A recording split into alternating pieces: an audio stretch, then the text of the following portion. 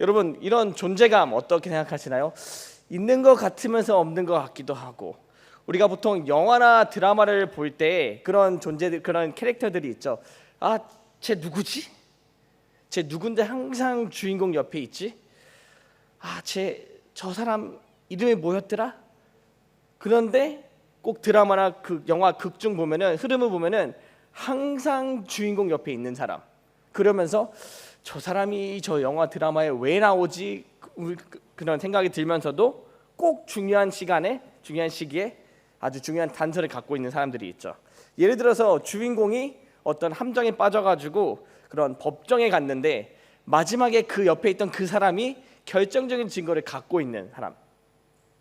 물론 제가 그렇다는 건 아니지만 여러분, 그런 극중의 인물들이 꼭 있습니다. 그러니까 반전의 캐릭터죠. 분명히 존재감도 없어 보이고 왜 드라마나 영화에 등장하는지 모르겠는데 나중에 꼭 가보면 저래서 저 인물이 있구나라는 그런 캐릭터들이 있습니다. 여러분, 여러분께서는 한 가지 제가 질문을 드릴 텐데요. 설교를 듣기 전에 여러분 성령님에 대해서 어떻게 설명하실 수 있으시겠어요? 만약에 어떤 친구가 여러분께 와가지고 성령님은 어떤 분이야? 라는 질문할 때 여러분께서 어떻게 설명하시겠어요? 분명히 하나님인 것도 알겠고 삼위일체 하나님 것까지 알겠는데 성령님의 역할은 무엇일까? 하나님은 아버지 되시고 예수님은 아들 되는데 그렇다면 성령님은 무엇일까? 여러분께서 어떻게 대답을 하시겠습니까?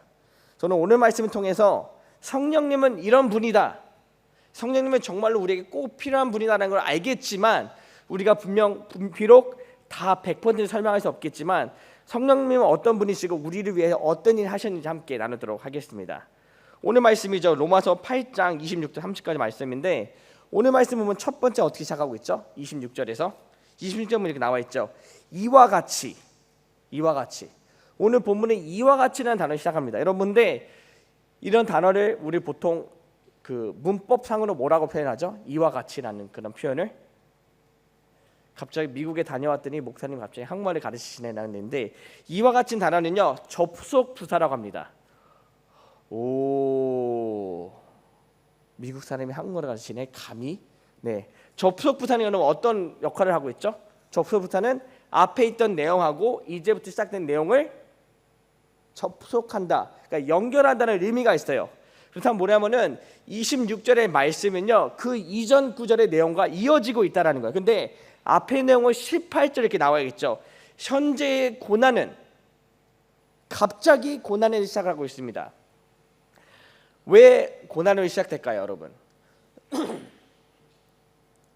갑자기 뜬금없는 고난 같죠? 여러분 혹시 2주 전입니다, 여러분. 지난주가 아니에요. 지난주 없었어요, 여러분. 2주 전에 저희가 어떤 내용으로 말씀을 나눴죠? 아주 조용하네요. 2주 전에 우리가 우리는 누구다? 하나님의 자녀가 되었다 라고 얘기합니다. 근데 자녀가 된 자들에게 반드시 일어날 일 한 가지가 있는데 그것이 무엇이었죠? 입양? 고난이었어요. 고난. 그렇죠? 근데 우리가 고난을 왜 받아 나왔죠? 우리의 믿음을 지키기 위해 받게 될 고난이라고 아주 잘생긴 목사님이 여러분께 설교를 전했습니다. 지금 누구라고 하는 사람 누구야?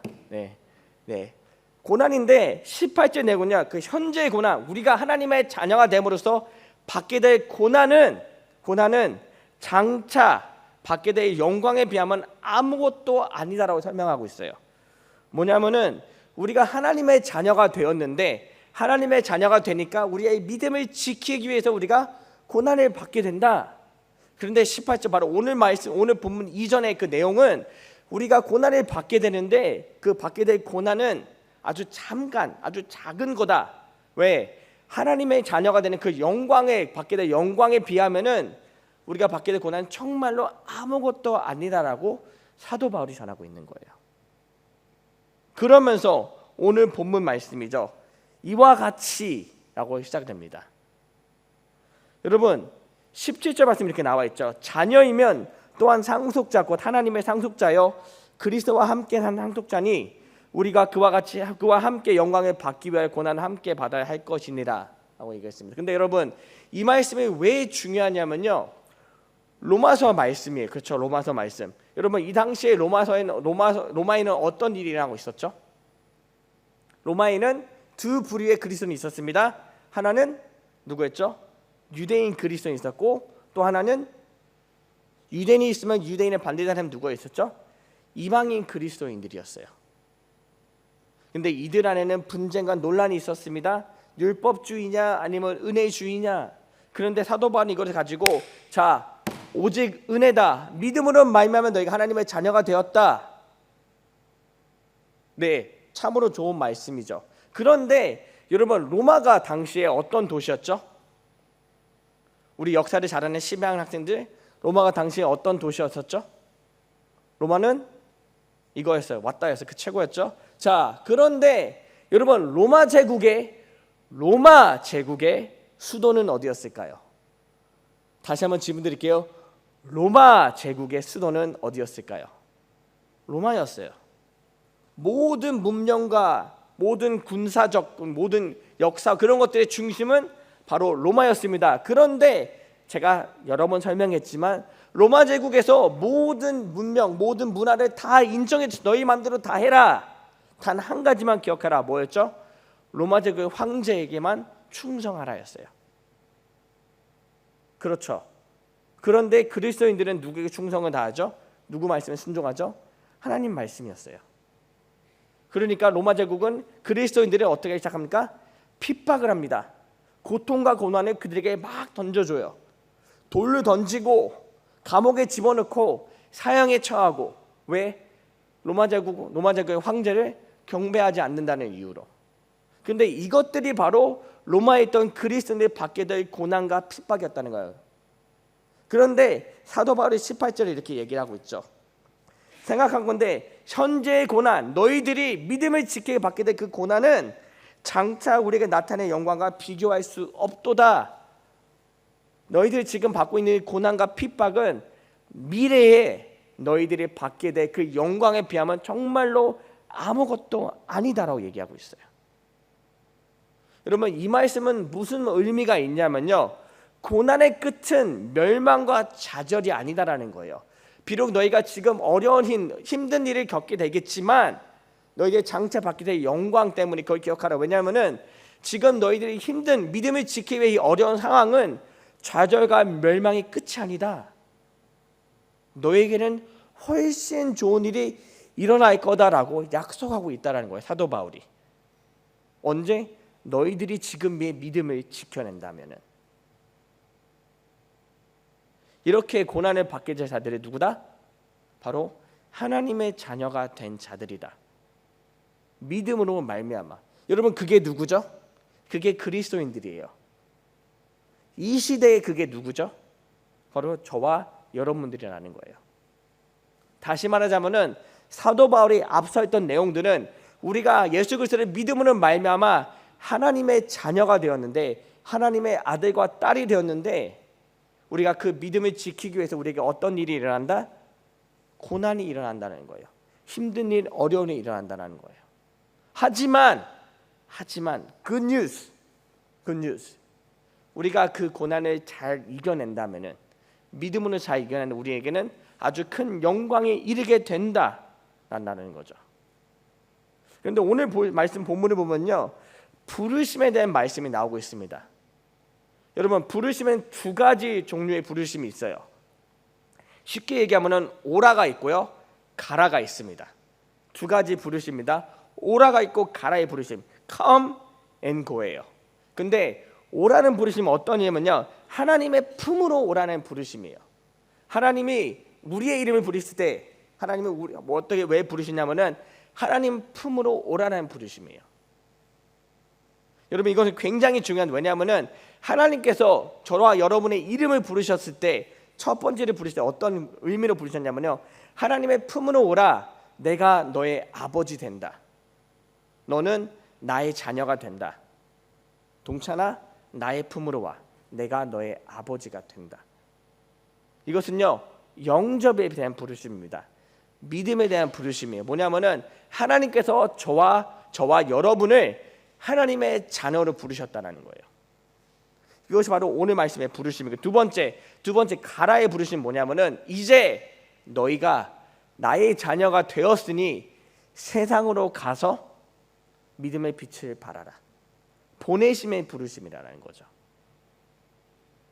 근데 오늘 말씀에서 9절 29절 보니까 나와 있죠. 하나님의 미리 아신 자들을 또한 그 아들의 형상을 본받게 하기 위하여 미리 정하셨으니 이는 그런 많은 형제 중에서 마다리 되게 하려 하심이니라. 우리를 하나님의 자녀로 부르셨다는 얘기예요, 여러분. 이전 말씀에서 우리가 하나님의 자녀가 되어서 고난을 받게 되었는데, 하나님이 우리를 하나님의 자녀 삼으시기 위하여 우리 하나님의 자녀로 우리 이름을 부르셨다. 그런데 이 부르심에 대한 목적이 있습니다. 뭐냐면은 하나님께서 우리를 하나님의 자녀로 삼아 주셨고 우리 이름을 부르셨는데, 그냥 부르신 게 아니라 그 부르심에 우리를 하나님의 자녀 삼으신 데는 분명한 이유와 목적이 있다라고 얘기하고 있어요. 30절에 그 목적이 이렇게 설명하고 있습니다. 또 미리 정하신 그들을 또한 부르신 그들을 또한 의롭다 하시고 의롭다 하신 그들을 또한 영화롭게 하셨느니라. 하나님이 우리를 하나님의 자녀를 삼으시기 위해 우리를 부르셨는데, 그 부르심의 목적, 우리를 구원하시고 하나님의 자녀 삼으신 그것에 목적이 있다. 근데 30절에서요 그 목적의 부르심에 그 부르심에는 목적이 이렇게 설명하고 있죠. 바로 영화로움이다. 우리를 영화롭게 하시기 위하여 우리를 하나님의 자녀로 불러주셨다라는 거죠. 여러분, 30절의 말씀은요 사실 굉장히 중요한 말씀입니다. 30절의 말씀은요 복음의 정수와 함수가 다 담겨져 있다고 얘기하고 있어요. 이거를 영어로 신학적으로 어떻게 설명하면요 골든 체인이라 그래요. 골든 체인. 왜냐하면은 이것만 알고 있으면은 우리가 왜 자녀가 되었고 우리가 자녀로서 어떻게 살아가야 되는지 설명하고 있어서 아주 중요하다. 그래서 골든 체인이라고 했죠. 모든 정하신 그들 또한 부르셨고, 부르신 자들을 어떻게 했다고요? 의롭다 하시고 의롭다 자들을 어떻게 하셨다? 영화롭게 하셨다. 여러분, 의로움이 어떤 의미가 있죠? 의롭다 하셨다. 제가 3주 전에 정한 설교, 3주 전인가요? 예, 4주 전에 전한 설교예요. 의롭다는 것은 어떤 의미가 있냐면 하나님께서 우리를 의롭다 하셨다. 바로 죄가 없게 하셨다라는 거예요. 근데 우리가 죄가 없게 되기 위해서 우리가 무엇이 필요하다고 했죠?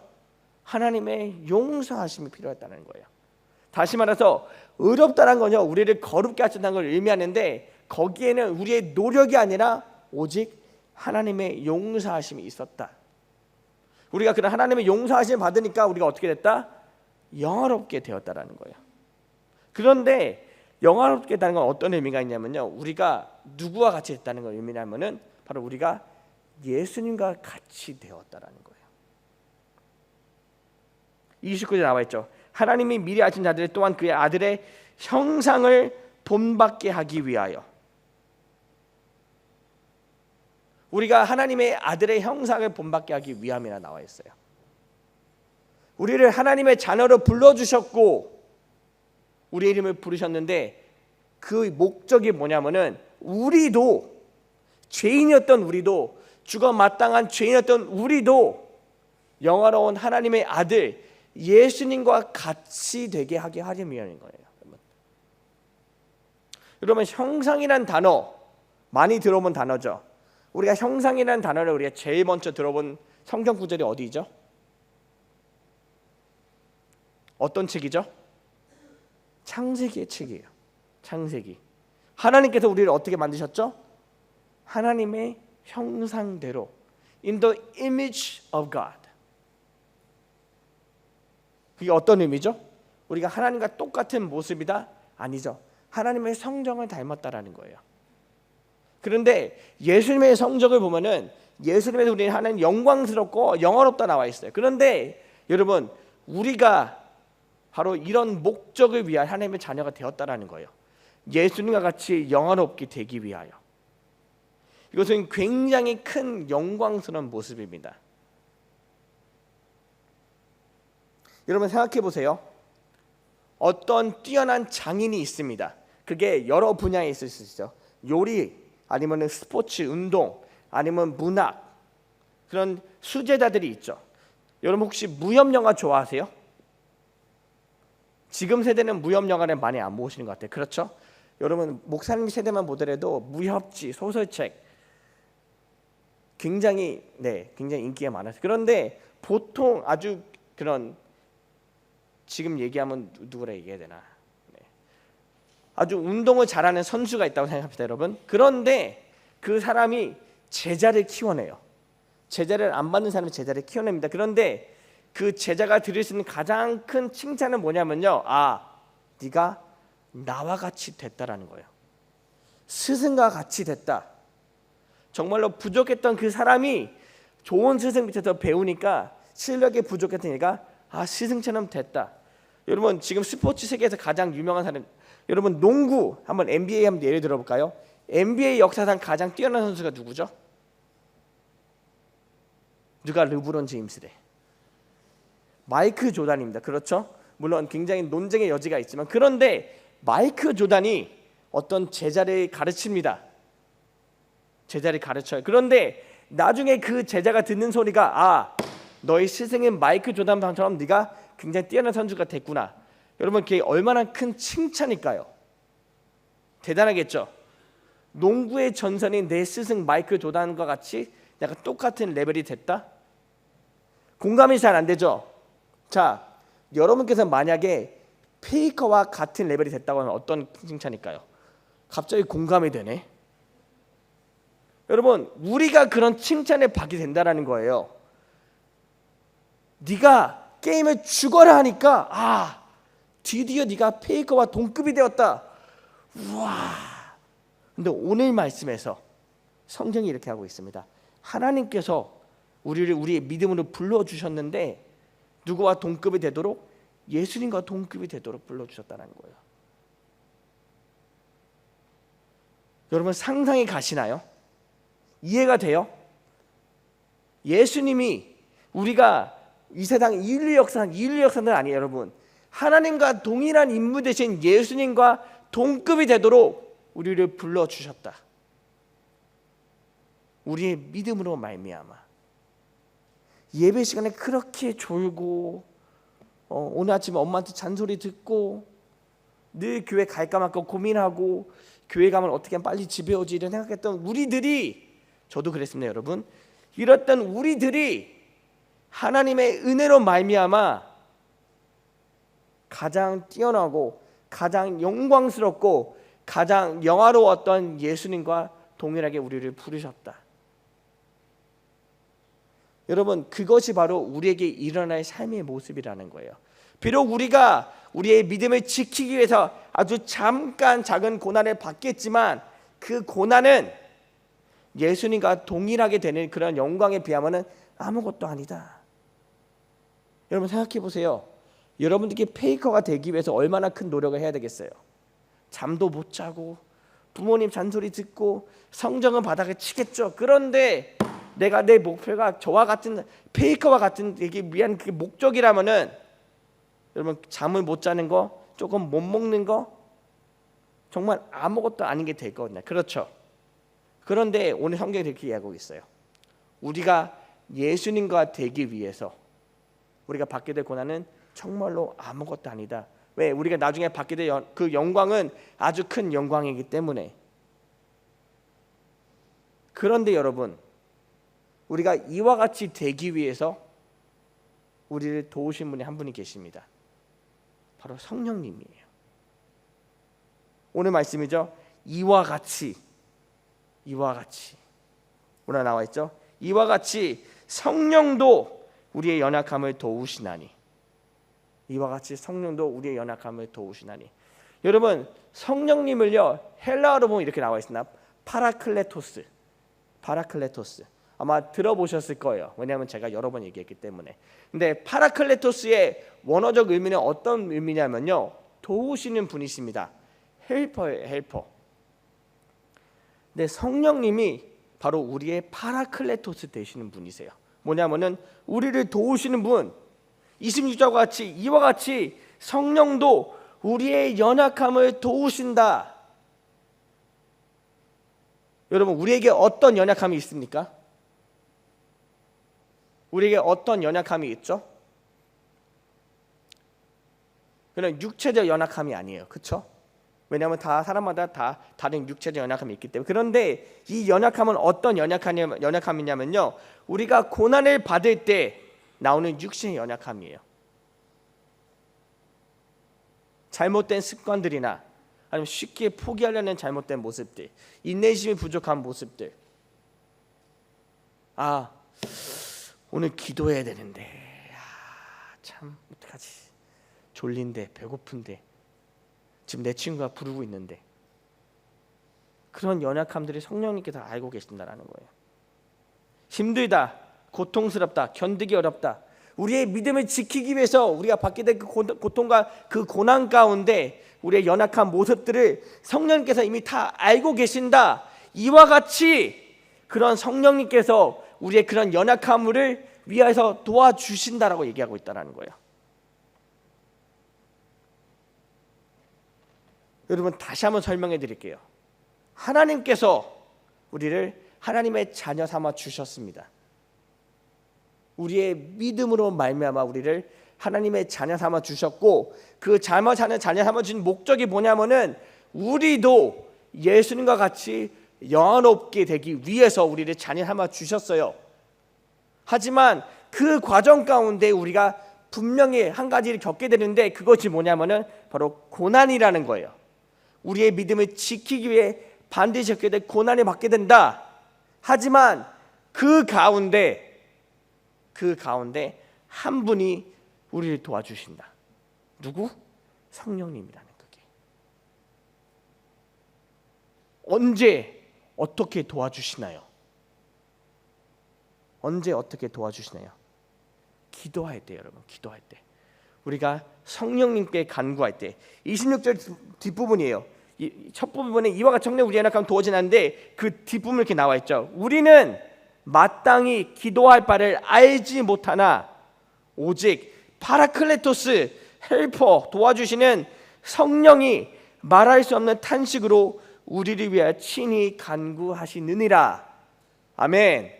위로의 말씀입니다. 소망의 말씀이에요. 왜냐하면 우리가 정말로 힘들어서 아무런 기도를 하지 못할 때, 어떻게 기도할 바를 모를 때 누가 우리를 위해 대신 기도해 주신다고요?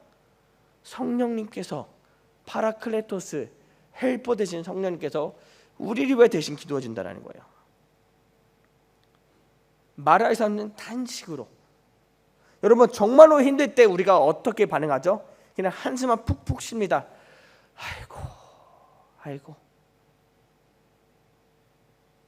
아이고, 야, 왜 그래? 아니에요. 왜 그러는데? 힘들어서 그래요. 그런데 그런 상황일 때 성령님께서 우리를 위해 대신 기도해 주신다고 말씀하고 있다는 거예요, 여러분. 왜? 우리의 마음을 알고 계시기 때문에.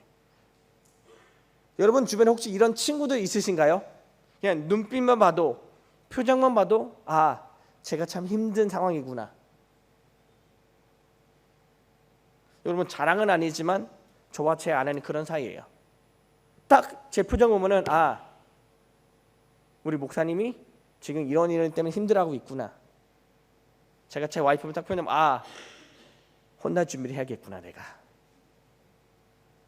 여러분, 근데 성령님께서는요, 그거보다 더 우리를 잘 알고 계시다고 나와 있어요.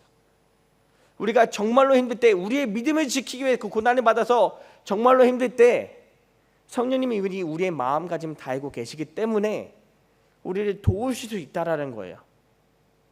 비록 내가 너무 힘들어가지고 너무 답답해가지고 어떻게 기도할 바를 모른다. 하지만 그럴 때도 성령님은 우리의 마음을 다 알고 계시고 우리를 도와주신다고 오늘 말씀 전하고 있습니다. 어떻게 이게 가능할까요? 성령님은 우리 안에 계시는 분이시기 때문이에요. 바로 내주하시는 성령님. 내주라는 것은요, 안에 거한다는 의미가 있죠. 그런데 그 성령님이 우리 안에 거하시고 계십니다. 언제부터? 내가 하나님을 믿기 시작할 때부터. 여러분 신약에서요 제일 처음으로 성령님이 임하실 때가 언제인지 혹시 아시나요? 사도행전 말씀에 등장합니다. 어쩌냐면은 오순절 사건이죠. 오순절 강림 사건이죠. 믿는 자들이 예수님이 하늘로 올라가시고 이렇게 말씀하시죠. 그때를 기다려라. 너희들이 믿음으로 인내하며 기다릴 때 내가 증거로 한 분을 보내신다. 그러면 누구죠? 성령님이에요.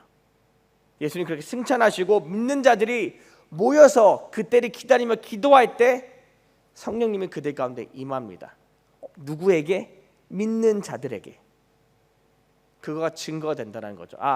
믿는 자들의 그 믿음의 증거는 성령님이다. 성령께서 이제 그들과 영원히 함께 거하신다고 예수님께서 말씀하셨습니다. 이것이 무엇을 의미하냐면요, 저와 여러분이 예수님을 믿기 시작할 때부터 성령님은요 이미 그때부터 어디에 계시다? 내 안에 계시다. 여러분 안에 계시다라는 거예요. 여러분 예수님 믿으십니까? 예수님 믿으세요?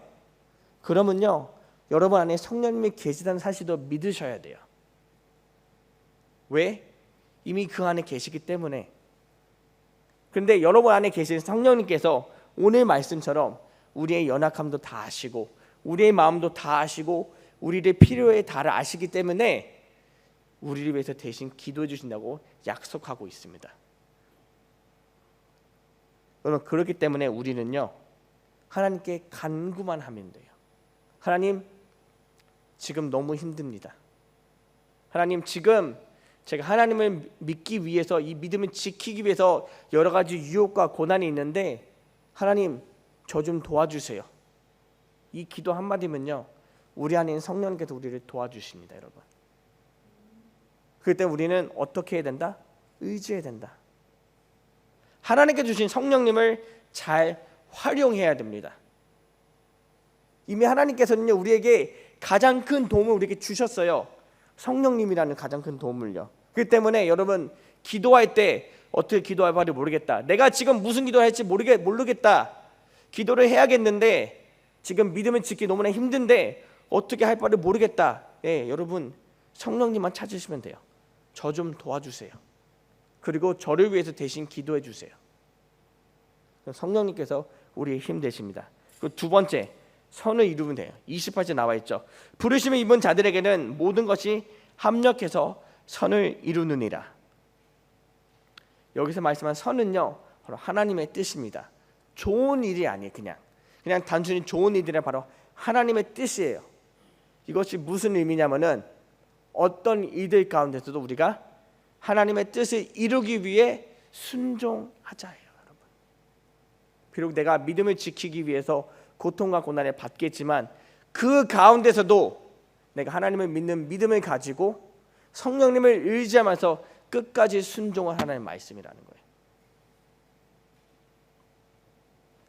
우리가 그렇게 행할 때 여러분 하나님이 우리를 부르시고 창조하신 그 형상의 모습을 가지고 살아갈 수 있게 됩니다. 가장 영화로운 모습이에요.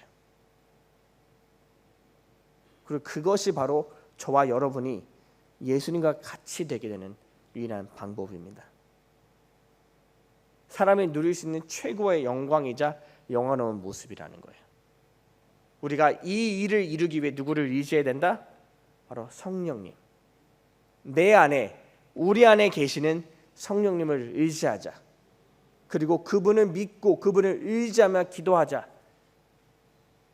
그리고 그분이 인도하신 대로 최선을 다해서 순종하자.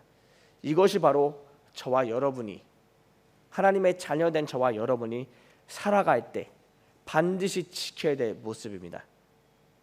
사랑하는 우리 중고등학생 여러분, 이번 한 주간 삶 가운데 여러분 기도하시기 바랍니다.